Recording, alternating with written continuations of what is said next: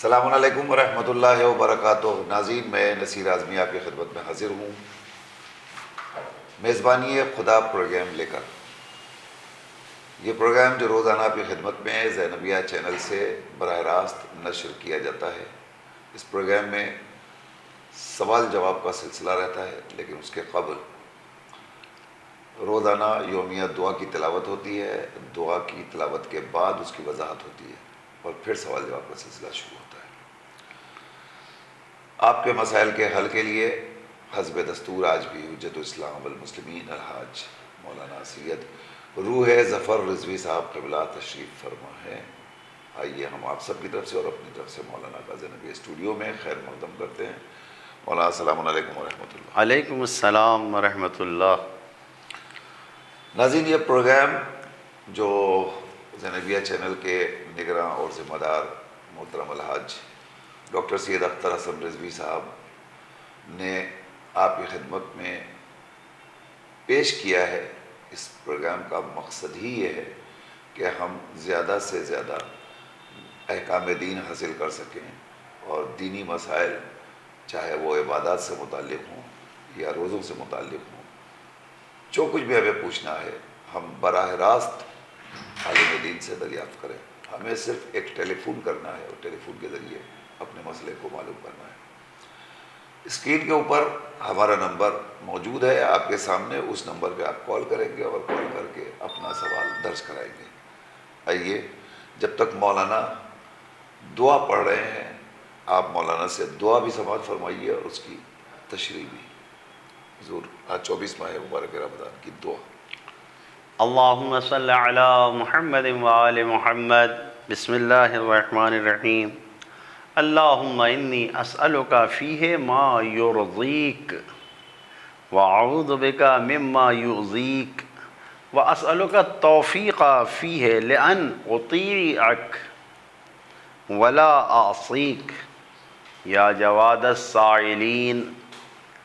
پروردگارا، اے میرے خدا رب عالمین، اس ماہ مبارک رمضان میں، آج کے دن میں، اس ماہ مبارک میں تجھ سے درخواست کرتے ہیں، کچھ سے سوال کرتے ہیں، مانگتے ہیں تجھ سے کہ وہ عطا کر، وہ دے جس سے تو راضی ہے، یعنی جس سے تو خوش ہے۔ اور تیری پناہ مانگتا ہوں، پناہ میں آتا ہوں تیری ان چیزوں سے کہ جو تجھے ناپسند ہے، اور تجھ سے توفیق چاہتا ہوں اس ماہ مبارک میں، اس دن میں، تاکہ میں تیرا فرما بردار رہوں، تیری اطاعت کر سکوں، تیرا اطاعت گزار رہوں، تیرا گناہ گار بندہ نہ بنوں۔ اے تمام سوال کرنے والوں کو بخشنے والے، یقیناً آج کے دن کی اس دعا میں خداوند عالم کی بارگاہ میں ہم یہی دعا کر رہے ہیں کہ ہمیں جس چیز سے تو راضی ہے وہ کام کرنے کی ہمیں توفیق دے، جو خود تجھے پسند ہے میں وہ کام کروں، وہ چیز۔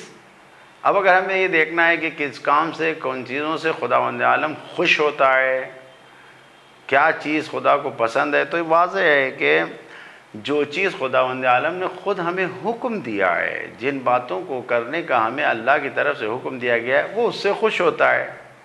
جو ہمارے اوپر واجب قرار دی گئی، جو لازم قرار دیا گیا ہے، جو ہمارے لیے سنت قرار دیا گیا ہے، وہ سب خدا کو پسند ہے، خدا اس سے راضی ہوتا ہے، وہ خدا کی خوشنودی کا ذریعہ بنتے ہیں۔ اور اگر ہم نافرمانی کریں تو خدا ناراض ہوتا ہے۔ ظاہر ہے کہ جب ہم کسی اور طرف جائیں گے تو اگر اس بات کو توجہ کریں، روایتوں کی روشنی میں یہ بات کہی ہے کہ اگر ایک انسان یہ جاننا چاہتا ہے کہ پروردگار عالم، اس کا خدا اس سے راضی ہے یا نہیں ہے، تو تم خود دیکھو کہ تم خدا سے راضی ہو یا نہیں ہو۔ اگر خود انسان خداوند عالم سے راضی ہے تو خدا بھی راضی ہے۔ مصیبتوں کے وقت اپنا امتحان لینا چاہیے انسان کو۔ ان مصیبتوں کے وقت میں انسان کیا کرتا ہے؟ کیا واقعاً ہم راضی رہتے ہیں؟ جو مصیبت آئے، جو بلا آئے، جس امتحان کی منزل سے گزریں، ہم راضی برضائے خدا ہیں یا ہماری زبان چلتی ہے، ہمارا اخلاق بدل جاتا ہے، ہمارا کردار بدل جاتا ہے؟ تو ہم خود دیکھیں کہ خدا سے ہم راضی ہیں یا نہیں۔ اسی طریقے سے اگر ناداری اور فقیری اور ان چیزوں کے سامنے روبرو ہوں تو ہم ناداری پہ تسلیم ہیں، نہیں ہے ہمارے پاس، اس پر ہم تسلیم ہیں، یا ہمیں اعتراض ہے کہ خدا نے فلاں کو ان کو اتنا دے رکھا ہے، ہمارے لیے کم ہے خدا کے پاس؟ ہم کیا کرتے ہیں؟ البتہ خدا کو راضی رکھنا ایسے حالات میں بہت سخت ہے کہ انسان کوئی گلہ و شکوہ نہ رکھے خدا سے اور راضی رہے۔ بعنوان مثال اللہ کی راہ میں خرچ کرنا،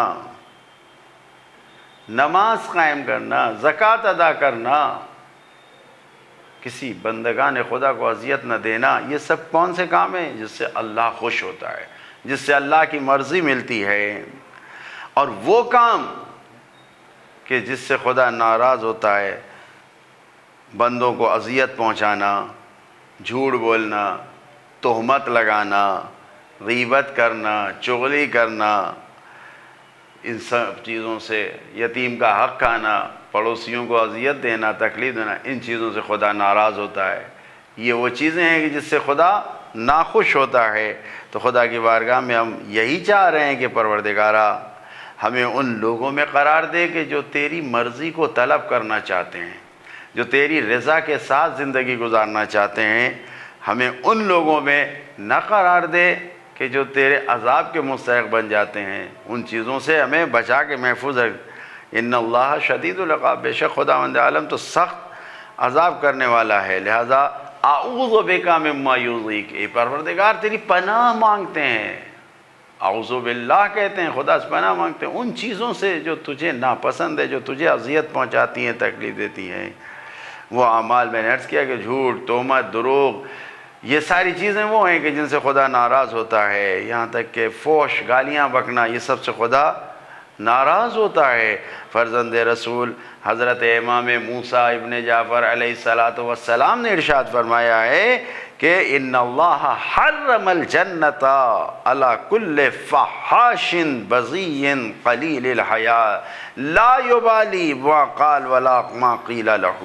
اللہ تعالیٰ نے ایسے شخص کے اوپر جنت کو حرام قرار دیا ہے کہ جو گالیاں بکتا ہے، جو برے الفاظ اپنی زبان سے نکالتا ہے، اس کے لیے جنت کو، جس کے اندر حیا پائی نہیں جاتی ہے، قلیل الحیا ہے، جس کے اندر حیا پائی نہیں جاتی ہے، لا یبالی ما قال، جس کو اس بات کی فکر ہی نہیں ہے کہ وہ کیا کہہ رہا ہے، اور اس کی بھی فکر نہیں، ولا ما قیل لہ، اس کو کیا کہا جا رہا ہے۔ خدا ایسے انسان کو پسند نہیں کرتا ہے۔ تو ما یؤذیک، جس سے خدا کو جو چیزیں ناپسند ہیں اس سے ہم خدا کی پناہ مانگتے ہیں۔ یہ وہ چیزیں ہیں، وہ اعمال کہ جو خدا کو ناپسند ہیں، جن پر عذاب بیان کیا گیا ہے، جن کی سزاؤں کو قرآن نے بیان کیا ہے، وہ سب ناپسند ہیں، ان سے ہم خدا کی پناہ مانگتے ہیں کہ ہم خدا کو ناراض نہ کریں۔ اور اسألک توفیق، خدا تجھ سے توفیق چاہتے ہیں، خدا کی بارگاہ میں نیک اعمال کے لیے، اطاعت گزاری کے لیے، فرما برداری کے لیے، نافرمانی نہ کرنے کے لیے خدا سے توفیق مانگتے ہیں کہ خدا ہمیں کامیابی دے، توفیق چاہتے ہیں۔ ماہ مبارک رمضان میں ہم تیری اطاعت کریں، تیرے گناہوں کی طرف نہ جائیں۔ روایت میں فرزند رسول حضرت امام محمد تقی امام جواد علیہ السلام نے فرمایا کہ انسان تین خصلتوں کا محتاج ہے تاکہ اسے توفیق مل جائے۔ پہلی خصلت یہی ہے کہ توفیق رکھتا ہو، یعنی اللہ کی جانب سے اسے توفیق ملے۔ دوسرے یہ کہ خود موعظہ کرتا ہو، نصیحت کرتا ہو، وعظ و نصیحت کرتا ہو۔ اور تیسرے یہ کہ جو نصیحت کر رہے ہیں اس کی نصیحت کو سن رہا ہو۔ یہ تین چیزیں اگر انسان کے اندر پائی جا رہی ہیں تو جو خدا سے توفیق طلب کر رہا ہے کہ خدا ہمیں اطاعت گزاری کی توفیق دے، نافرمانی سے محفوظ رہنے کی توفیق دے، یہ توفیق اس وقت حاصل ہوگی کہ میں تیرا گناہگار بندہ نہ بنوں۔ انسان نہ جانے کتنے مال و دولت و ثروت کو جمع کرتا ہے اپنی اولاد کے لیے، کیوں؟ انسان کو اس بات کی فکر نہیں ہے۔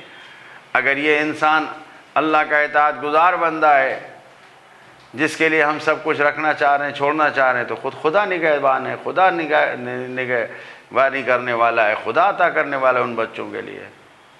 اور اگر وہ بندگان خدا جن کے لیے جو ہمارے ہی بچے ہیں وہ دشمن خدا ہیں، نعوذ باللہ، خدا نہ خواستہ ہم ان کے لیے رکھ کے جا رہے ہیں، تو تم خود خدا کے پاس جا رہے ہو، جس کے سامنے جا رہے ہو اسی کے دشمن کے لیے کچھ رکھ کے جا رہے ہو۔ یہ ثروت اندوزی، یہ مال، یہ چیزیں کیا ہیں؟ یہ انسان کو خدا سے دور کرتی ہیں۔ اور آخر میں اس دعا میں یہی جملہ ہے کہ خدایا تجھ سے استجابت دعا کو قبول کر لے ان لوگوں کے صدقے میں کہ جن کو تو دیتا ہے، تو جود، سخا، ان کا مالک ہے سارے سائلوں کے بارے میں۔ ہمارے پاس کوئی سائل آتا ہے ہم تو رد کر دیتے ہیں، ہوتا ہے کبھی کبھی آیا ہم نے رد کر دیا، کیا روز روز چلے آتے ہو، اپنا اٹھا ہوا چہرہ لے کے چلے آتے ہو۔ لیکن خدا کی بارگاہ میں، پروردگار عالم کی بارگاہ میں جو انسان جاتا ہے، جیسا بھی انسان جائے، خدا اس کو رد نہیں کرتا ہے، خدا اس کو واپس نہیں کرتا ہے۔ البتہ انسان اگر نافرمان ہو تو اس نافرمانی کی وجہ سے جو نعمتیں پروردگار کی جانب سے آ رہی ہیں اس کے دروازوں کو خود بند کرتا ہے اپنی نافرمانی کی وجہ سے، ورنہ نعمتوں کے آنے میں خدا کی جانب سے کوئی کمی نہیں ہے، وہ تو نعمتوں کا دروازہ کھول رہا ہے، سب تک جا رہی ہے۔ لہذا اگر کوئی انسان برے الفاظ سے، بری چیزوں سے اگر کسی نے خدا کے سامنے اپنے کو پیش کیا تو وہ خدا کو راضی نہیں کر رہا ہے، لیکن اگر کوئی انسان اچھے کاموں کے ساتھ اپنے آپ کو لے جا رہا ہے تو وہ خدا کو راضی کر رہا ہے۔ ہر انسان کو اس بارے میں سوچنا چاہیے کہ اطیعوا اللہ والرسول فإن تولوا فإن اللہ لا يحب الکافرین، اللہ کی اطاعت کرو، اس کے رسول کی اطاعت کرو، اور ظاہر سی بات ہے کہ رسول کی اطاعت کے ساتھ آل رسول کی بھی اطاعت ہے۔ اور اگر انسان اس سے ہٹ کے کچھ کر رہا ہے، اس سے رخ کو موڑ رہا ہے، فإن اللہ لا يحب الکافرین، تو یہ کافر انکار کرنے والوں کو خدا دوست نہیں رکھتا ہے، قطعاً خدا ایسے انسانوں کو پسند نہیں کرتا ہے۔ ان اللہ لا یہدی القوم الکافرین، قرآن مجید کی آیتیں ہیں، خدا کافر قوم کی ہدایت نہیں کرتا ہے۔ لہذا ہم اپنے پروردگار سے توفیق طلب کریں، خداوند عالم سے یہ کہیں کہ خدایا اپنی اطاعت و فرما برداری کی ہمیں توفیق دے، اپنی نافرمانی سے ہمیں محفوظ رہنے کی توفیق دے، تاکہ جو ہم تیری بارگاہ میں دعائیں لے کر آئے ہیں تو سب کو دینے والا ہے، جتنے سائلین ہیں ہمیں بھی ان دعاؤں سے محروم نہ فرما۔ جزاک اللہ، سبحان اللہ۔ تو ناظرین، یہ تھی آج کی دعا، یعنی 24 ماہ مبارک رمضان کی دعا، جسے آپ نے مولانا سماعت فرمایا۔ اب وقت آ چکا ہے آپ کے سوال جواب کا، اور آپ کے سامنے ٹیلی فون نمبر موجود ہے اسکرین کے اوپر، اور آپ کے پاس بھی موجود ہے۔ آپ سے گزارش ہے کہ اب آپ ٹیلی فون اٹھائیے اور اپنے سوالات درج کرائیے۔ کل ہمیں بڑی تعداد میں سوالات موصول ہوئے تھے اور جوابات بھی سب کے دے دیے، لیکن لاسٹ میں کچھ سوالات ایسے تھے جس کا ہم جواب نہیں دے سکے تھے، وقت ہمارا مکمل ہو گیا تھا، اور کالز بھی ہم اٹینڈ نہیں کر پائے تھے۔ ہم نے آپ سے گزارش کی تھی کہ آپ کل کال کیجئے گا تو آپ کے سوالات ہم لے لیں گے، لہذا اب وقت آ گیا ہے۔ آپ ٹیلی فون اٹھائیے اور ایک کال ابھی کیجئے، اور کر کے آپ اپنا سوال درج کروائیے، مولانا آپ کو آپ کے سوالات کے جوابات دیں گے۔ ہمارا سسٹم یہی ہے پروگرام کا کہ روزانہ ہم یومیت دعا پڑھتے ہیں، اس کی وضاحت ہوتی ہے، اس کے بعد ہم آپ کی کالز ریسیو کرتے ہیں۔ ناظرین، یہ پروگرام ماہ مبارک رمضان کے لیے خاص طور سے ترتیب دیا گیا ہے، اور کوشش یہ ہوتی ہے زینبیہ چینل کی کہ رمضان مبارک میں جتنے بھی بہتر سے بہتر پروگرام ہو سکیں وہ آپ کی خدمت میں پیش کیے جائیں۔ مسلسل آپ دیکھ رہے ہیں اعمال بھی پیش کیے گئے، شبوں میں مجالس ادا کا بھی اہتمام رہا، اور روزانہ نماز کے قبل مسائل بیان ہو رہے ہیں، احکام بیان ہو رہے ہیں، قرآن مجید کی تلاوت کا سلسلہ جاری ہے۔ تو ہماری یہ کوشش ہے کہ جتنی زیادہ سے زیادہ برکتیں ہم اس ماہ میں حاصل کر سکتے ہیں حاصل کر لیں۔ سوالات پوچھنا بھی ایک بہت بڑے شرف اور فضیلت کی بات ہے۔ کبھی کبھی بہت سے افراد ایسے ہوتے ہیں جو کہتے ہیں ہم کیا پوچھیں، کوئی مشکل نہیں ہے، کوئی سوال آپ پوچھیں جو آپ کے ذہن میں آتا ہو۔ کبھی کبھی خود آپ کو بھی یہ احساس ہوتا ہے نا بہت چھوٹا سا سوال ہے. تھوک ہمارے منہ میں بہت آتا ہے, ہم اسے تھوکتے رہیں یا گھونٹ لیں؟ گھونٹ لیں گے تو روزہ ہوگا یا نہیں ہوگا؟ یہ ایک سوال ہے, آپ پوچھ سکتے ہیں. لوگ سوالات ہم سے کرتے ہیں, ہم جواب دینے میں فخر محسوس کرتے ہیں, اور اس سے آپ کے ایک سوال سے کئی لوگوں کا فائدہ ہوتا ہے. جو لوگ سنتے ہیں ان سب کا فائدہ ہوتا ہے, اور ہمارا بھی فائدہ ہوتا ہے. بہت سے مسائل ہمارے ناظرین ایسے پوچھتے ہیں جس سے ہم بھی واقف نہیں ہیں, مولانا کے جواب سے ہم بھی استفادہ کرتے ہیں. تو آپ کا سوال کئی لوگوں کے علم میں اضافے کا سبب بنتا ہے. لہذا آپ ٹیلی فون اٹھائیے اور اپنا مسئلہ ابھی درج کرائیے. ہمارا نمبر اسکرین کے اوپر موجود ہے, اس نمبر کے اوپر آپ کال کر سکتے ہیں. ہم شکر گزار ہیں چونکہ لکھنؤ میں مسلسل مختلف مقامات پر ہمارے یہ پروگرام دیکھا جا رہا ہے, اور سوالات بھی کر رہے ہیں, کہ کرنے والے کر رہے ہیں. ممبئی سے سوالات آتے ہیں, لکھنؤ سے آتے ہیں, بنارس سے آتے ہیں, مختلف شہروں سے ہمارے پاس سوالات آتے ہیں, الہ آباد سے آتے ہیں, پونا سے آتا ہے. تو ہم آپ سب کا تہ دل سے شکریہ ادا کرتے ہیں, اور امید کرتے ہیں کہ آپ یوں ہی ہم سے سوالات پوچھتے رہیں گے. Hello hello.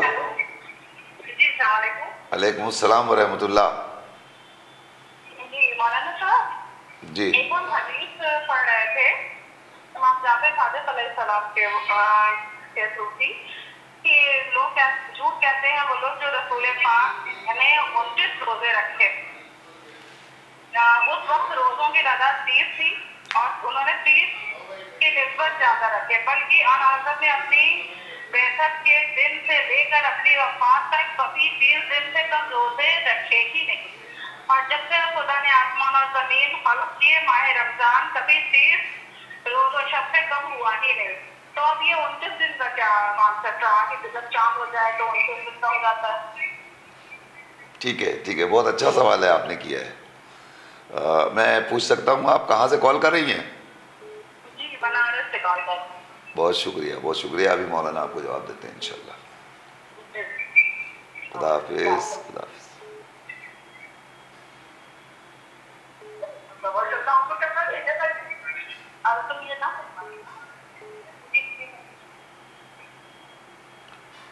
ہلو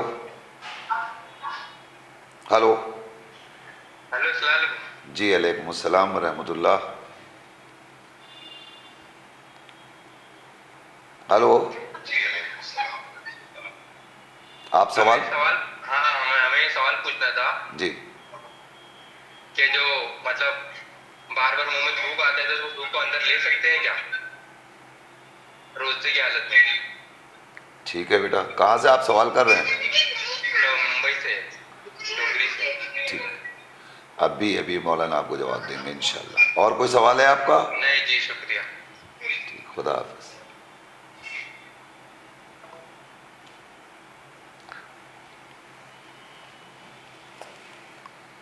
حضور, سوالات کا سلسلہ بھی شروع ہو رہا ہے, اور انشاءاللہ ہمیں امید ہے کہ ہمارے ناظرین اب جلدی سے کال کریں گے ہم کو, اور ہم سوالات لیں گے آپ کے. لیکن دو ایک سوالات جو ہمارے پاس پہلے سے موجود ہیں وہ ہم آپ کی خدمت میں پیش کر دیں. پہلے تو اسی سوال کا آپ وضاحت کے ساتھ جواب دے دیجئے. ابھی بنارس سے جو کال آئی ہے کہ ہم نے ایک حدیث چھٹے امام کے حوالے سے پڑھی ہے کہ لوگ جھوٹ بولتے ہیں جو یہ کہتے ہیں کہ پیغمبر نے 29 روزے رکھے, حضور نے 30 روزے رکھے, اور جب سے روز و شب کی خلقت ہوئی ہے تب سے 30 روزے ہی رکھے جا رہے ہیں. تو اب جو ہم لوگ کبھی 29 کا رکھتے ہیں کبھی 30 کا, تو اس کے بارے میں کیا آپ فرمائیں گے؟ الحمدللہ, یہ بہت اچھی بات ہے کہ حدیثوں کو اور روایتوں کو پڑھنا چاہیے اور دیکھنا چاہیے, لیکن ہم خود تابع ہیں ائمہ معصومین علیہ السلام کی حدیثوں کے, اور ان حدیث میں ہم سے یہ کہا ہے کہ جب دور غیبت ہوگا تو ہم کو کس کی طرف جانا ہے, کس سے اپنے مسائل کو لینا ہے. اما الحوادث الواقعہ فرجعوا فیہا الی رواۃ احادیثنا. تو جو فقیہ ہوں گے, من کانا صائنا لنفسہ حافظا لدینہ, یعنی وہ فقیہ مجتہد جو حدیثوں کے اوپر عبور رکھتا ہوگا, ہمیں اس سے مسائل کو پوچھنا ہے, لینا ہے. یہ روایتیں جو آپ نے پڑھی اور اس کے جیسے دوسری روایتیں، یہ ساری روایتیں ہمارے فقہا جو ہمارے مجتہد ہیں ان کے پیش نظر ہیں۔ یہ روایت صرف ہم لکھ کر یہ سوچ لیں کہ سرکار رسالت مآب کے بارے میں چھٹے امام نے اس طریقے سے فرمایا ہے، صرف ایک روایت سے کوئی فیصلہ نہیں ہوتا۔ جب کسی ایک چھوٹے سے مسئلے کے لیے بھی، مثلا یہ کہ زمان میں تھوک مستقل آ رہا ہے، یہ ہم حلقے میں نگل لیں، یا اس ایک چھوٹے سے مسئلے کے لیے بھی دسیوں روایت کو دیکھا جاتا ہے۔ ہر روایت کو یہ دیکھا جاتا ہے کہ یہ روایت کس ماحول میں آئی ہے، کون لوگ اس روایت کے وقت موجود تھے، کن روایت راویوں نے ہمیں نقل کر کے پہنچایا ہے، یہ ساری چیزیں دیکھی جاتی ہیں۔ روایت میں آنے والے الفاظ کس طرح معنی میں استعمال ہوتے ہیں، تو ایک مسئلہ نکلتا ہے، سامنے آتا ہے، ایک چھوٹا سا مسئلہ تھوک کا، اس کا جواب نکل کے آتا ہے۔ دسیوں روایت کو دیکھنے کے بعد، اس کے سارے میزان پہ تولنے کے بعد، پھر جب حدیث کے الفاظ کے معنی سمجھنے کے بعد، تب ایک مجتہد بتاتا ہے کہ یہ فتویٰ ہے۔ تو اسی طریقے سے ہمیں 29 روزہ رکھنا ہے یا 30 روزہ رکھنا ہے، ایک روایت سے ہم فیصلہ نہیں کر سکتے۔ ہمیں کیا کرنا ہے؟ ہمیں مجتہد کے پاس جانا ہے۔ دسیوں روایت مجتہد کے پاس موجود ہے کہ کیا کرنا ہے۔ وہ روایتیں جو ہم سے کہہ رہی ہیں کہ چاند دیکھ کر اپنے روزے کو معین کرو، وہ کہیں زیادہ معتبر اور کہیں اس سے زیادہ عمل کے لائق ہیں بنسبت اس روایت کے جس میں کہے کہ جھوٹا ہے جو 29۔ ہمیں چاند دیکھ کے عمل کرنا ہے۔ اب یہ چاند 30 دن پہ عید کا چاند نمودار ہو رہا ہے یا 29 دن پہ نمودار ہو رہا ہے، ہمیں اس کا اختیار نہیں ہے کہ ہم کہیں کہ نہیں ہمیں 30 ہی رکھنا ہے۔ ہم اہل بیت اطہار علیہ السلام کے ماننے والے، چاہنے والے ہیں۔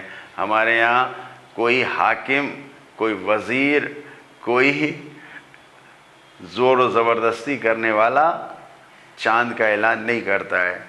آنکھوں سے دیکھ کر چاند تصدیق ہوتی ہے اور اسی کے مطابق پھر ہم ماہ رمضان کے آخری روزے کا اعلان کرتے ہیں اور عید کا اعلان کرتے ہیں۔ تو مذہب اہل بیت اطہار علیہ السلام میں کوئی ساری سائنس کی ریسرچ اور ساری ٹیکنالوجی کا احترام ضرور ہے، لیکن فیصلہ آنکھوں سے ہوتا ہے، اور جب چاند دیکھا جائے گا تبھی اعلان ہوگا، ورنہ سائنس کی ساری حساب و کتاب کے بعد سائنس بتا دیتی کہ آج چاند کتنی دیر باہر رہے گا، دیکھے جانے کے قابل ہے یا نہیں ہے۔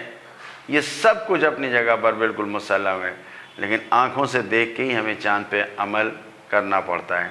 لہذا بہت اچھا ہے، مطالعہ کریں، روایتوں کو پڑھیں، لیکن فیصلہ مرجع تقلید کے ہاتھ میں رکھیں، جو وہ فتویٰ دیں اس سے ہمیں عمل کرنا ہے۔ واہ، سبحان اللہ۔ ہلو ہلو ہلو، السلام علیکم۔ جی علیکم السلام ورحمۃ اللہ۔ جی، آپ کو میرا سوال یہ ہے کہ سلے رہنے پہ بہت زور دیا جاتا ہے، تو اگر مان لیجیے کہ ہمارے شوہر نے اگر ہمیں منع کیا ہو کہ آپ کو فلاں جگہ بات نہیں کرنا، آپ کو فلاں جگہ نہیں ملنا، رشتے داروں میں قریبی رشتے دار، تو اس کے لیے بیوی کا کیا مطلب، بیوی کی کیا رسپانسبلٹی ہے؟ اور دوسرا، اگر مان لیجیے کہ شوہر کوس دینے کے عادی نہ ہو اور باقی دیگر نیک کام کرنے کے عادی نہ ہو، تو کیا مطلب کیا اس کے لیے بیوی بھی رسپانسبل ہوگی؟ اور اگر شوہر کوس کے عادی نہ ہو تو کیا بیوی سے بھی اس بات کا سوال کیا جائے گا آپ طرف سے؟ یہ میرے دو سوال ہیں۔ ٹھیک ہے، بہت اچھا سوال ہے آپ کا، انشاءاللہ مولانا جواب دیتے ہیں۔ آپ کہاں سے کال کر رہی ہیں؟ جی ممکن بہتر بہتر ہے، مولانا بھی آپ کو جواب دیتے ہیں انشاءاللہ۔ انشاءاللہ۔ خدا حافظ۔ خدا حافظ۔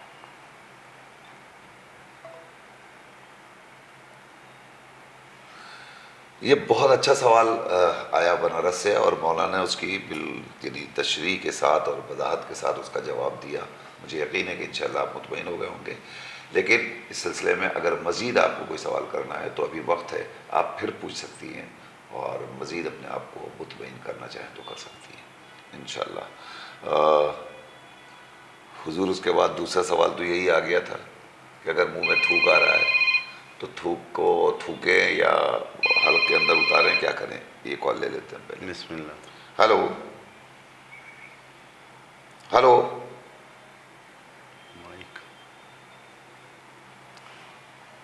جی، آپ کی آواز نہیں آ رہی تھی، لہذا پلیز آپ دوبارہ کال کریں تو ہم شاید آپ کی کال کو ریسیو کر پائیں گے.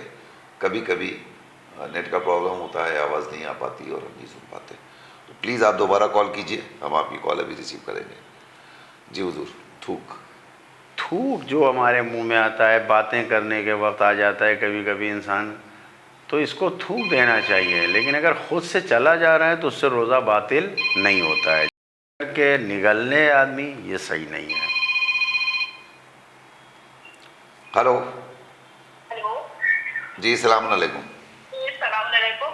السلام ورحمۃ اللہ. جی مولانا صاحب میرا کوشچن یہ ہے، کیا فطرہ توڑنا جائز ہے؟ کیا کیا فطرہ توڑنا جائز ہے؟ فطرت توڑ ایگزامپل ہم آپ کو دے رہے ہیں، جیسے ہم نے 200 روپے کا فطرہ نکالا اور ہم نے 100 روپے ایک غریب کو فطرہ دیا اور 100 روپے دوسرے غریب کو دیا. ٹھیک جی ٹھیک. اور کوئی سوال؟ نہیں، کسی کا آنسر دے دیے. ٹھیک ہے. کہاں سے کال کر رہی ہیں آپ؟ جی ہم بنارس سے. اچھی بات اچھی بات. ٹھیک ہے، بہتر ہے، اچھا سوال ہے. فطرت توڑنے والا سوال آپ نے کیا ہے، ابھی مولانا جواب دیتے ہیں انشاءاللہ. جی خدا حافظ. خدا حافظ. جی خدا حافظ. تو تھوک کا مسئلہ یہ ہے کہ اگر جمع ہو رہا ہے اور زیادہ ہے تو اس کو تھوکنا واجب ہے، نگل نہیں سکتے. لیکن جو باتوں میں چلا جا رہا ہے، جو منہ میں آ رہا ہے چلا جا رہا ہے، اس سے روزہ باطل نہیں ہوتا. لیکن اکٹھا کر کے منہ تھوک میں اپنا حلق تر کرنے کے لیے نگل جائے تو اس سے روزہ باطل ہو جاتا ہے. یعنی خاص طور سے تھوک اکٹھا کریں اور اس کے بعد نگلیں اس تصور کے تحت کہ ہمارا حلق گیلا ہو جائے اور ہمیں سکون ملے، اطمینان ملے، تو ایسی صورت میں روزہ باطل ہو جائے گا.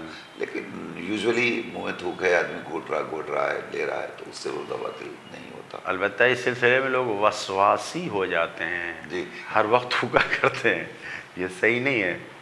پھر جو زیادہ ہے اس کو تھوک دے، لیکن جو بات ہے منہ میں تری ہے وہ آ رہی جا رہی لو، اس کا کوئی حرج نہیں اس ہے. سے کوئی حرج نہیں. وسواس میں نہیں مبتلا ہونا چاہیے. جی بہت زیادہ تھوکنا نہیں چاہیے، اچھی چیز نہیں ہے. ایک سوال اور ہے حضور کہ کیا روزے دار اگر کسی شخص کو گالی دے رہا ہے تو کیا روزے پر اس کے اثر پڑے گا؟ روزہ کس لیے رکھ رہے ہیں ہم؟ روزہ اسی لیے تو ہم رکھ رہے ہیں کہ ہم خدا کو خوش کریں اور خدا ہمیں جنت میں جگہ دے. روزہ اللہ سے جزا لے کے اللہ کی مرضی کو حاصل کر کے جنت میں جگہ پانے کے لیے روزہ رکھ رہے ہیں. جبکہ پہلے ابھی حدیث پڑھی ہے، 7ویں امام حضرت موسیٰ ابن جعفر علیہ السلام فرماتے ہیں ان اللہ حرم الجنت علی کل فحاش وزین. اللہ نے جنت کو گالی دینے والوں پہ حرام قرار دیا ہے. کال لے لیں پھر. بسم اللہ. ہلو ہلو ہلو السلام علیکم. ہاں السلام علیکم. جی پہلے آپ ٹی وی بند کر دیجئے، آپ اپنے گھر کا ٹی وی کی آواز بند کر دیجئے. جی جی جی آپ پوچھئے. جی جی جی. ارے مطلب مجھے نا ڈائبٹیز بھی ہے، بلڈ پریشر بھی ہے، تو اس وجہ سے وہ روزہ نہیں رکھ پا رہی. یعنی 2 روزے رکھے تھے تو پھر میری مطلب شوگر بہت اوپر آ گئی، 490 ہو گئی. اس وجہ سے روزہ ہی نہیں رکھ پا رہے. ڈاکٹر نے ایک دم منع کر دیا. تو اس کا کیا کرنا ہے؟ کیا کفارہ بھرنا ہے؟ کیا کرنا ہے؟ ذرا بتائیے نا آپ. بہتر ہے. اور کوئی سوال آپ کا؟ جی کہاں سے کال کر رہی ہیں آپ؟ ہم گونڈی سے فون کر رہے ہیں، لوٹس سے. بہتر ہے. انشاءاللہ مولانا آپ کو ابھی جواب دیتے ہیں. اللہ آپ کی پریشانی دور فرمائے انشاءاللہ. جی جی خدا حافظ. خدا حافظ. جی تو یہ روزے دار کا روزہ گالی بک کے صحیح ہوگا یا نہیں؟ تو گالی انسان کو جہنمی بنا دیتی ہے. میں نے ابھی اس حدیث کو پڑھا کہ اللہ نے جنت کو حرام قرار دیا ہے فحش گالی بکنے والے کے لیے، اور ہمارے مذہب میں نہیں ہے. اماموں نے کہا ہے کہ ہمارا مذہب گالی بکنا نہیں ہے. یہاں تک کہ جو دشمن ہیں، جو اللہ کے رسول کے شہزادی کے جو دشمن ہیں، جن کے بارے میں ہمیں معلوم ہے یہ دشمن ہیں، ان کو بھی ہم گالی نہیں بک سکتے ہیں، ان کو ہم ملعون کہہ سکتے ہیں، لعنتی کہہ سکتے ہیں، جہنمی کہہ سکتے ہیں، گالی نہیں بک سکتے۔ گالی بکنے والا جو بھی فحاش ہوگا، جو بھی فحش گالی بکے گا، وہ رحمت خدا سے دور ہے، وہ جنت اس پر حرام ہے۔ تو روزہ صحیح ہونا یا نہ صحیح ہونا الگ مسئلہ ہے۔ مسئلہ یہ ہے کہ جس سے روزے سے جو چیز حاصل ہونا ہے وہ ہمارے لیے حرام ہے اگر گالی بک رہے ہیں۔ اور یہ لعلکم تتقون، ظاہر سی بات ہے، تقویٰ اختیار کرنے کے لیے روزہ ہے، نہ یہ کہ بلا وجہ لوگ کہتے ہیں روزہ لگ گیا۔ ارے روزہ لگ گیا تو اس کا مطلب یہ کہ روزہ قبول ہو گیا تو پھر اللہ کے پاس چلے جاؤ، لگ گیا تو، نہ یہ کہ روزہ لگ گیا تو بے حواس ہو گئے، گالیاں بکنے لگے۔ نہیں، یہ سب اس طریقے کی گفتگو روزے کے سلسلے سے نہیں ہونی چاہیے۔ تو ظاہر ہے کہ روزے کے لیے روزہ صرف بھوکے رہنے کا نام نہیں ہے، روزہ آنکھوں کا بھی ہے، روزہ زبان کا بھی ہے، روزہ دل کا بھی ہے، روزہ ظاہر ہے کہ تمام اعضاء و جوارح کا ہے۔ لہٰذا کسی بھی عمل سے ایسا کوئی کام انجام نہیں دینا چاہیے جو پروردگار کو ناپسند ہو۔ گالی دینا بہت بڑا گناہ ہے، اور جیسا کہ مولانا نے بھی بتا دیا کہ جو گالی دیتا ہے اس کے اوپر جنت حرام ہو جاتی ہے۔ تو پھر عام دنوں میں جب جنت حرام ہو جاتی ہے تو ماہ مبارک رمضان اور پھر روزہ رکھ کے گالی دینا یہ بہت بڑا گناہ ہے۔ البتہ اس کی ایک تھوڑی سی وضاحت حضور اور کر دیجئے کہ گالی سے مراد بہت سے لوگ سمجھتے ہیں کہ اگر وہ ہم نے کوئی بڑی گالی دی، ماں بہن کی گالی دی، وہی گالی ہوتی ہے، اور چھوٹی موٹی گالیاں اگر کسی کو ہم دے رہے ہیں تو وہ گالی نہیں ہے۔ سب گالی ہے، گالی گالی ہے، جس کو معاشرے عرف میں گالی کہا جاتا ہے وہی شریعت کی نگاہ میں بھی گالی ہے۔ گالی کوئی ایسی چیز نہیں ہے کہ جس کو کوئی اس کے اوپر لیبل لگاؤ کہ یہ گالی اور یہ نہیں ہے۔ جس چیز کو انسان گالی سمجھتا ہے وہ گالی ہے۔ جی، وہ الفاظ بہت سے ظاہر لوگ سی بات ہے کہ اس کو بیان نہیں کیا جا سکتا کہ کس چیز کون کون سی لفظ گالی ہیں، کون سے گالی نہیں ہے، یہ بیان نہیں کیا جا سکتا۔ مثلا کوئی کسی کو الو کا پٹھا کہتا ہے، ظاہر ہے کہ یہ بھی نہیں کہنا چاہیے۔ ظاہر سی بات ہے کہ جس برے انداز سے اس کو کہا جاتا ہے نہیں کہنا چاہیے، جی پرہیز کرنا چاہیے اس سے۔ جی، تقویٰ کے خلاف ہے۔ جی جزاک اللہ، مولانا نے وضاحت کے ساتھ اس کا جواب دیا۔ اور ناظرین ابھی ہمارے پاس وقت ہے، ہم آپ کے سوال کا انتظار کر رہے ہیں، اور میرا خیال ہے آج لکھنؤ والے ابھی متوجہ نہیں ہوئے، سوچ رہے ہیں کہ ہم کیا پوچھیں، تو میں آپ کے سوال کا انتظار کر رہا ہوں، آپ کی کالز آنی چاہیے۔ اور ادھر 2-3 روز سے ہمارے فیروز بھائی کا بھی کوئی سوال نہیں آیا پونا سے، ان کا بھی سوال آنا چاہیے۔ اور جو لوگ بھی ہمارے ناظرین دیکھ رہے پروگرام، آپ بھی سوال پوچھ سکتے ہیں، آپ تکلف نہ کیجیے سوال پوچھنے میں۔ آپ کے سوال سے اگر کسی کا فائدہ ہو رہا ہے تو یقیناً بہت بڑے ثواب کا باعث بنے گا، یہ ہمارے لیے بھی، آپ کے لیے بھی، اور سب کے لیے۔ گوونڈی سے ابھی ہماری ایک بہن نے سوال کیا، حضور کہ ہمیں ڈائبٹیز بھی ہے، ہمیں بی پی بھی ہے، اور ہم روزہ تو رکھنا چاہتے ہیں مگر ظاہر بیماریوں کی وجہ سے ہم نہیں رکھ پا رہے ہیں، ایسی صورت میں ہم کیا کریں؟ یہ کال لے لیں پھر آپ جواب دیں۔ ہلو ہلو، جی السلام علیکم۔ وعلیکم السلام۔ جی جناب،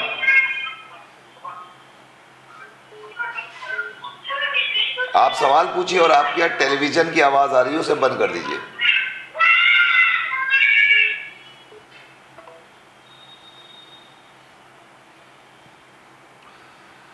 جی آپ دوبارہ کال کریں تو ہم آپ کی سوال کو ہم لے سکیں گے انشاءاللہ۔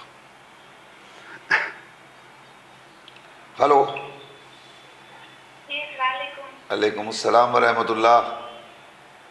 مولانا صاحب کو بھی میرا سلام۔ وعلیکم آپ السلام۔ لوگ خیریت سے ہوں گے، آپ کی پوری ٹیم کی انشاءاللہ۔ شکر گزار ہوں آپ سب کی۔ میرا سوال ہے مولانا صاحب سے کہ نماز قصر نماز پڑھتے ہیں، 44 کلو میٹر دور دوسرے کے گھر پہ نماز قصر ہو جاتی ہے، جی تو نماز پڑھتے ہیں تو 4 رکعت 2 رکعت پڑھتے ہیں، تو صبح کی اور مغرب کی کتنی پڑھیں گے مولانا صاحب؟ ये मेरे को मालूम करने का है। ठीक। और मेरा एक सवाल है कि गाँव से किसी खातून ने बोला है, मैं मुंबई से बात कर रही हूँ, जी। कि वो उनके बच्चे बहुत छोटे थे, अभी मतलब वो इंतकाल हो गया था अब्बू का, तो बच्चे छोटे थे तो मतलब फितरा लेती थी वो। अभी 15 साल हो गए, बच्चे बड़े हो गए, माशाअल्लाह से वो कमा रहे हैं इतना कि मतलब वो लोग खा रहे हैं, मतलब चल रहा है उनका, जी। अच्छे से गुजारा हो रहा है। तो मतलब मैं आपकी तरह मतलब लेना चाहिए कि नहीं, बस ये सवाल है मेरा। ठीक है, ठीक है, इंशाल्लाह अभी जवाब देते हैं मौलाना आपको। ठीक है, ओके, शुक्रिया, खुदा हाफिज़, खुदा हाफिज़। जी, तो ये सवाल जो पूछा गया कि मैं मरीज़ हूँ, डायबिटीज़ है, बीपी है और रोज़ा नहीं रख पा रही हूँ, अल्लाह नीयतों से बाखबर है। आप जो कह रही हैं बिल्कुल सही है, आप नहीं रख पा रही हैं, तो बहरहाल इसका फ़िदिया दीजिएगा माह मुबारक के बाद, और अगर मुमकिन हुआ तो क़ज़ा कर लीजिएगा, नहीं हो सका तो बस फ़िदिया काफ़ी है इंशाल्लाह। हेलो। हेलो, सलाम अलैकुम। वालेकुम अस्सलाम व रहमतुल्लाह। जी, मेरा सवाल था कि जब काबा बना था, जब जनाब इब्राहिम ने बनाए थे, तो जब वहाँ पहली अजान हुई थी तो उस अजान में मौला अली का नाम था, और मतलब जब मौला अली अजान देते थे, जब उनकी शहादत हुई थी, जब वो मतलब अजान दिए थे, तो क्या मौला अली अपनी मतलब अजान में अपना नाम लेते थे खुद? ठीक। और शब-ए कदर मौला अली मतलब मौला अली के शहादत के पहले भी थी कि उनके बाद हुई? ठीक है, कहाँ से कॉल कर रही हैं आप? जी, मुंबई से। और एक और सवाल था जी। कि नमाज वाजिब नमाज के बाद जो सलाम पढ़ते हैं, जी। वो उस आखिरी में जो पढ़ते हैं, तो उसमें सब अल्लाह वलीउल्लाह भी बोलते, तो मतलब बोलना चाहिए कि नहीं? ठीक, चलिए, और कोई सवाल? जी नहीं। आप कहाँ से कॉल कर रही हैं? मुंबई से। ठीक, जी। चलिए, मौलाना अभी जवाब देते हैं आपको। खुदा हाफिज़। हेलो। हेलो, सलाम अलैकुम। हेलो, अस्सलाम वालेकुम। वालेकुम सलाम व रहमतुल्लाह। जी जनाब। हमारा लड़का बाहर है जी। और वहाँ रोजा भी रखता है, नमाज पढ़ता है, हम लोग बहुत परेशान हैं, क्योंकि मतलब हम लोग के साथ में रोजा खुदना आपका करना पड़ता है, तहरी भी आफ्तारी और खाना भी साथ में खाना। किसके साथ? बाहर है। किसके साथ खाना पड़ता है? सुनने पड़ता है। अच्छा। हाँ, और तरावी में उसको ज्यादा भी लोग पढ़ते हैं, बहुत परेशान है, क्या करें? अच्छा, चलिए, और कोई सवाल? बस बहुत परेशान है, सोच के उसकी कहाँ से कॉल कर रहे हैं आप? ले जाते हैं। ठीक, चलिए, मौलाना अभी जवाब देते हैं आपको। खुदा हाफिज़।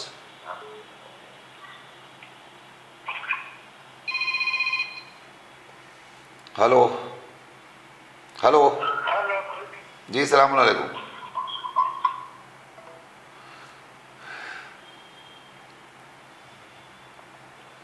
जी हुजूर।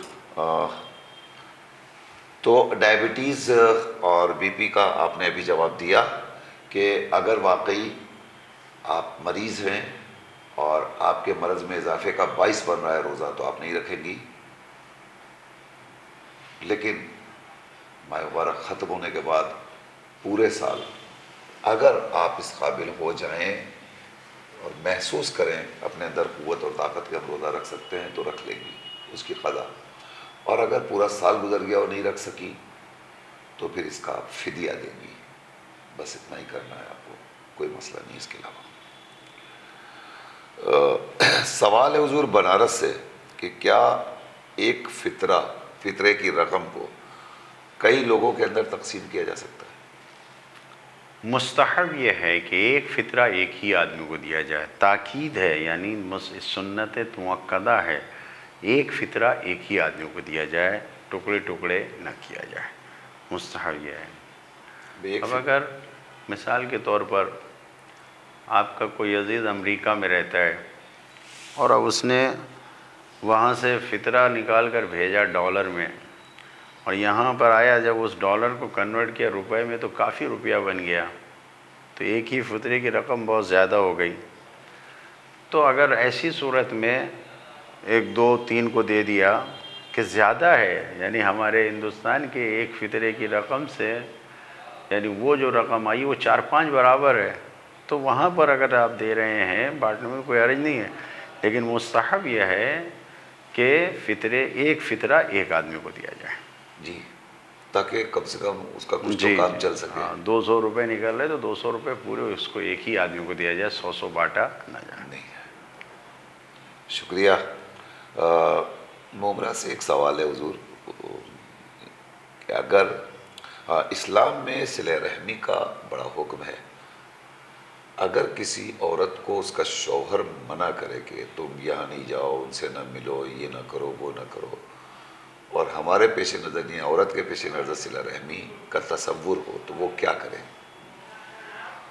جن سے رشتوں کو جوڑنا واجب ہے، اگر ان سے ملنے کو منع کریں گے تو یہاں پر اطاعت نہیں کی جائے گی۔ مثال کے طور پر بیوی سے شوہر کہے کہ تمہیں اپنی ماں سے نہیں ملنا ہے، تمہیں اپنے باپ سے نہیں ملنا ہے، تمہیں اپنے بھائی سے نہیں ملنا ہے، تمہیں اپنی بہن سے نہیں ملنا ہے، تمہیں اپنے پھوپھی سے نہیں ملنا ہے، چچا سے نہیں ملنا ہے، ماموں سے نہیں ملنا ہے، خالہ سے نہیں ملنا ہے، دادا سے نہیں ملنا ہے، دادی سے نہیں ملنا ہے۔ جن سے رشتوں کو جوڑنا واجب ہے، اگر ان سے شوہر منع کر رہے ہیں تو یہاں پر ان کے حکم کو ماننا ضروری نہیں ہے۔ لیکن نہیں، اب اگر شوہر یہ کہہ رہا ہے کہ تمہیں اپنے بھائی کی بیوی سے نہیں ملنا ہے، تو وہاں آپ کو رشتے کو جوڑ کے رکھنا ضروری نہیں ہے۔ آپ اپنے بھائی سے ملنے کے لیے ان کی بات کو نہ مانیے، منع کریں تو، لیکن بھابھی سے ملنے کے لیے اگر منع کر رہے ہیں تو ان کی بات ماننا ضروری ہے۔ اب اطاعت ضروری ہے۔ جی، تو جہاں رشتوں کو جوڑنا واجب ہے وہاں پر آپ بغیر ان کی بات کو مانے ہوئے البتہ اس طریقے سے زندگی میں قدم بڑھائیں کہ شوہر ناراض بھی نہ ہو اور ان لوگوں سے ملاقات بھی ہو جائے، اس طریقے سے، یعنی دونوں کو ملا کے دونوں اس طریقے سے کر کے رکھیں کہ مخالفت بھی نہ ہو اور رشتہ بھی نہ ٹوٹے۔ ٹھیک ہے، تو اس طریقے سے اگر آپ رہیں انشاءاللہ تو پھر کوئی مسئلہ اور کوئی مذائقہ نہیں ہے۔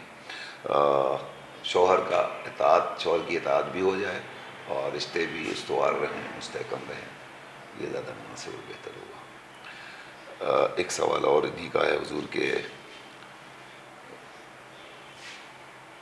شوہر اگر کسی کا خمس نہ نکالتا ہو اور بیوی کو پتہ ہے کہ شوہر خمس نہیں نکالتا ہے، تو وہ پیسے جو گھر میں خرچ کے لیے دے رہا ہے اسے مصرف میں لایا جا سکتا ہے؟ ذمہ داری نہیں ہے بیوی کے خمس نکالنے کی، اگر شوہر نہیں نکالتا ہے تو بہتر یہ ہے کہ وہ اپنے شوہر کو آمادہ کرے، تیار کرے۔ بیوی ہر کام کے لیے راضی کر سکتی ہے، کچھ حالات ایسے ہوتے ہیں لہذا ضروری ہے کہ ان کو راضی کرے، لیکن اگر شوہر نہیں نکال رہا ہے اور پیسے سامان گھر میں خرچ کرنے کے لیے لا رہا ہے تو بیوی پر واجب نہیں ہے اس کو خمس نکالے، اس کا ذمہ دار شوہر ہوگا۔ ہلو، السلام علیکم۔ وعلیکم السلام۔ جی مولانا فدیہ آپ کوئی سید کو دے سکتے ہیں کیا؟ اور اگر کوئی سمجھو نہیں دے سکتے تو کیا مسجد میں دے سکتے ہیں؟ اوکے، ٹھیک ہے، صحیح۔ فدیہ غیر سید کا سید کو؟ نہیں مطلب ہاں ہم کہہ رہے سید ہے تو کوئی سید کو فدیہ دے سکتے ہیں کیا؟ ٹھیک، اور اگر سمجھو نہیں دے سکتے تو کیا وہ مسجد میں دے سکتے ہیں؟ ٹھیک، چلیے، خدا حافظ، خدا حافظ۔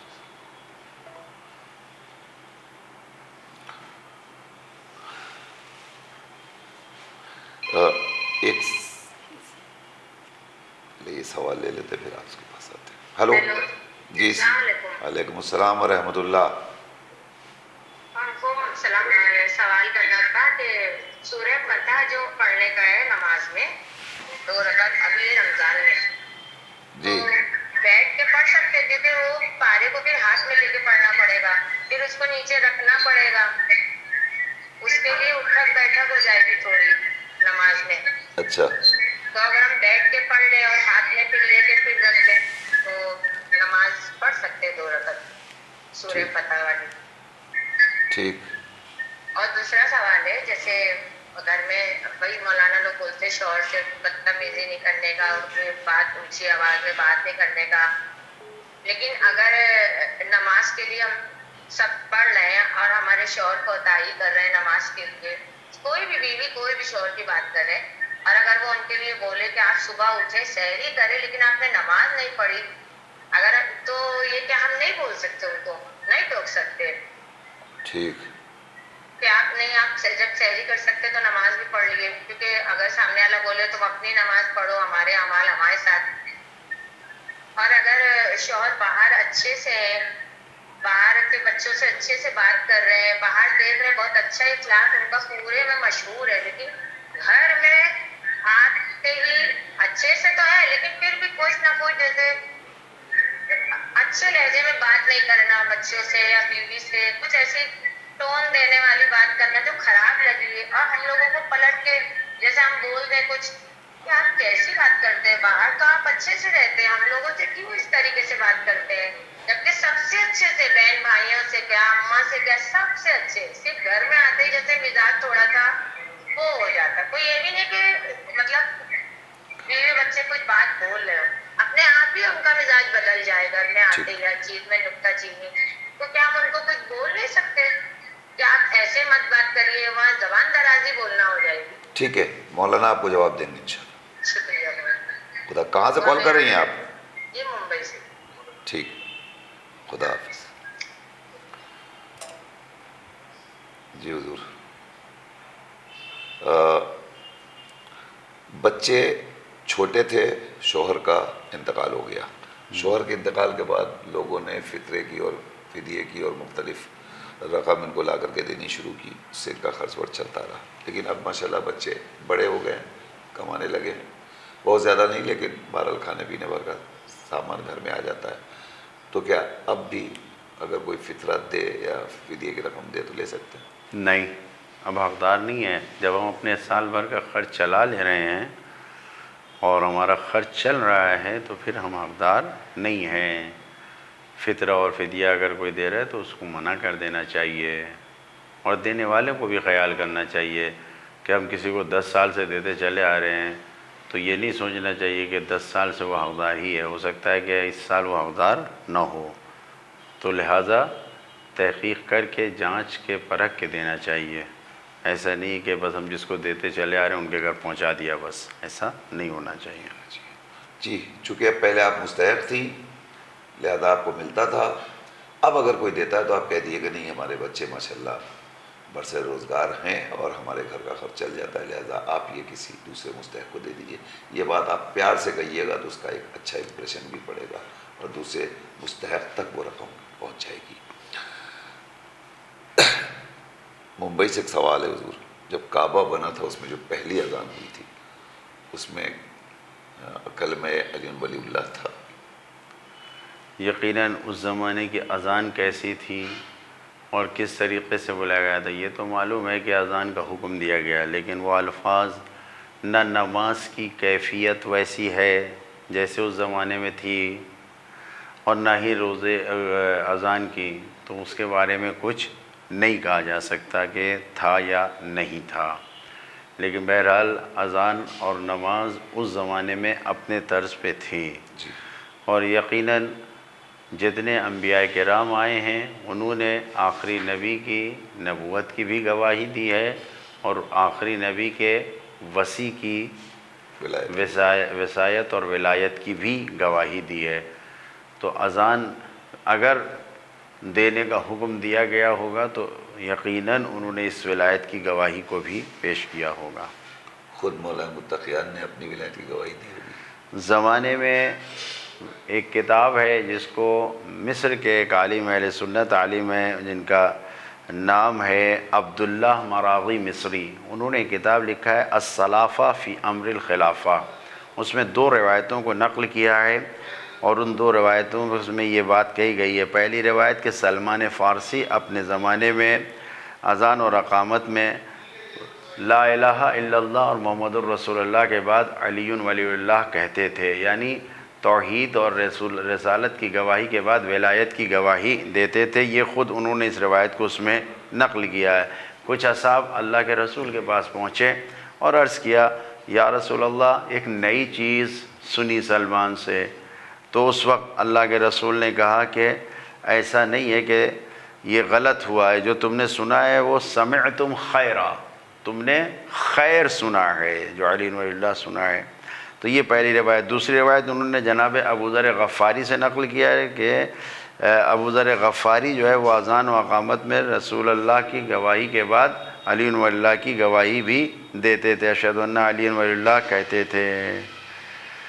تو اس وقت بھی جو کچھ لوگوں نے فوراً ہی اس کو سننے کے بعد جب دیکھا تو ابو ذر کے پاس آ کے اعتراض کیا اسی زمانے میں، تو انہوں نے کہا کہ نسیتم قول رسول اللہ فی غدیرکم، کیا تم نے غدیرے میں اللہ کے رسول کے قول کو فراموش کر دیا، بھلا دیا ہے؟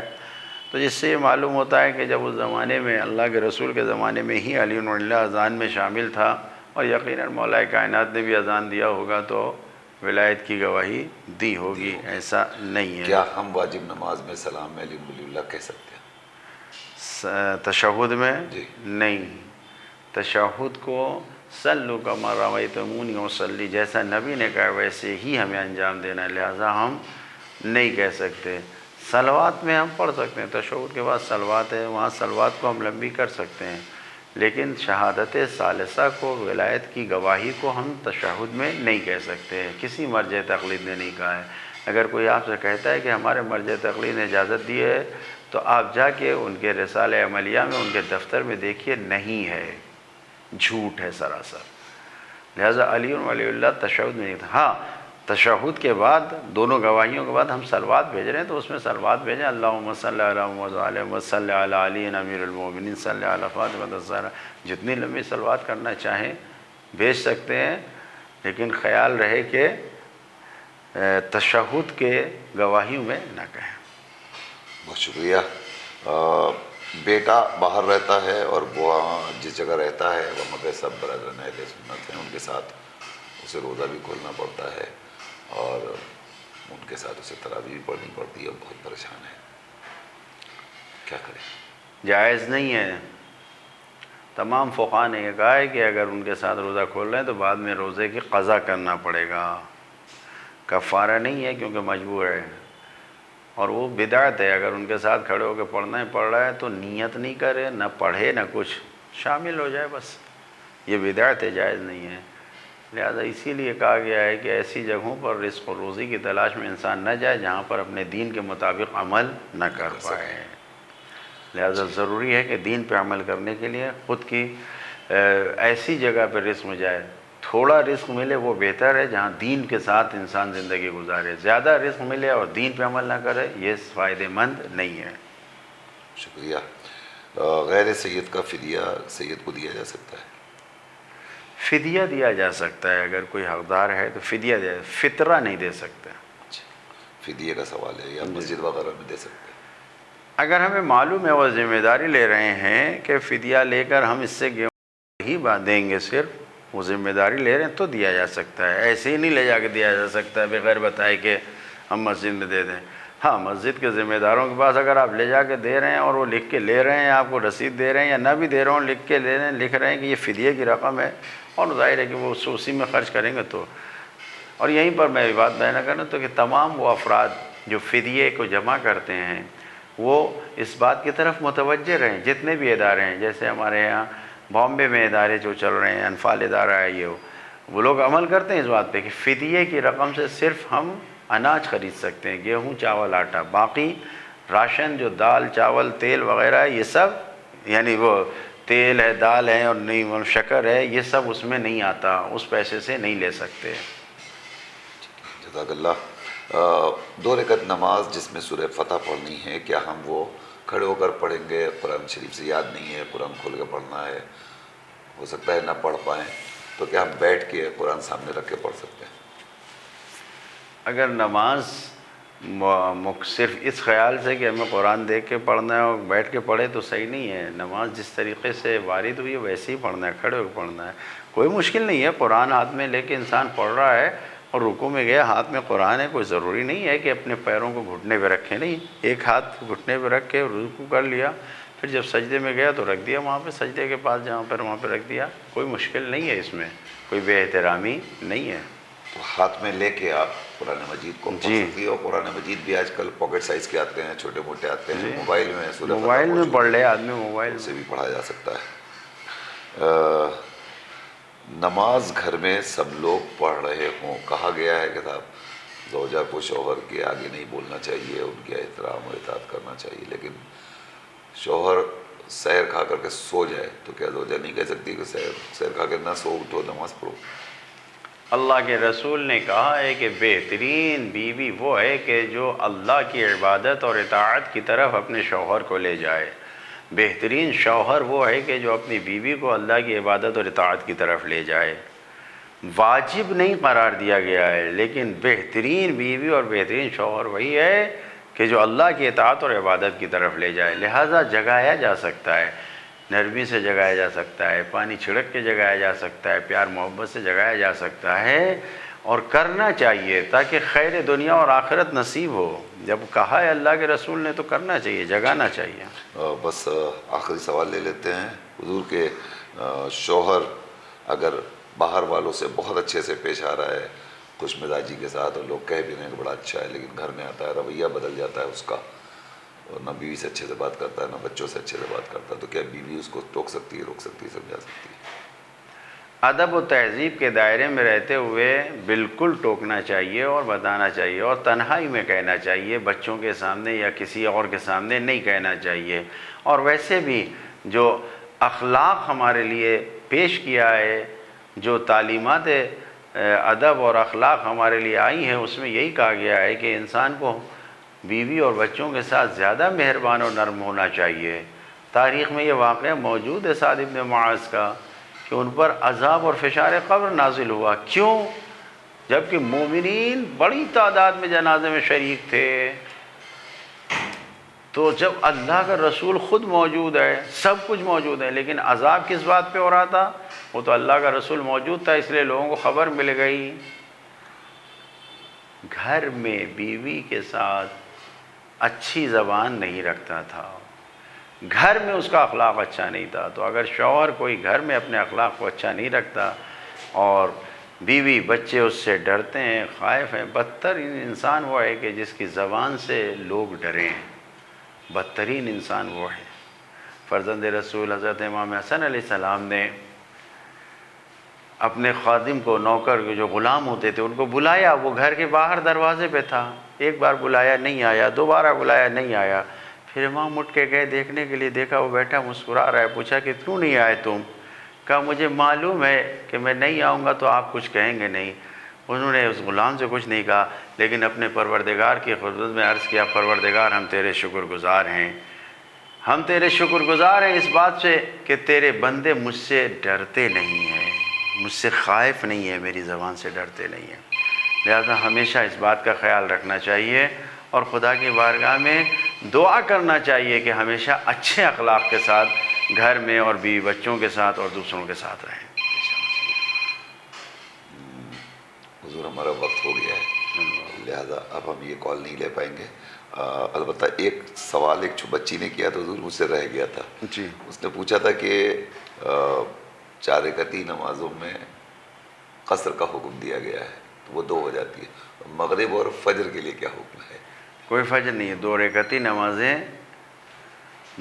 نمازیں نہیں چھوٹتی، 3 رکعتی نمازیں نہیں کم ہوتی ہیں، اور اس کا ایک فلسفہ ہے اور اس کی ایک لطیف داستان ہے کہ جو علل الشرائع میں بیان کی گئی ہے، وقت نہیں ہے کہ بیان کیا جائے، مختصر یہ کہ جو 4 رکعتی نماز ہیں وہ بڑھائی گئی ہیں، اس لیے وہ تو سفر میں کم ہو جاتی ہیں، لیکن صبح کی اور مغرب کی نماز اصلی وہی ہے، اس لیے اس میں کوئی کمی نہیں ہوتی۔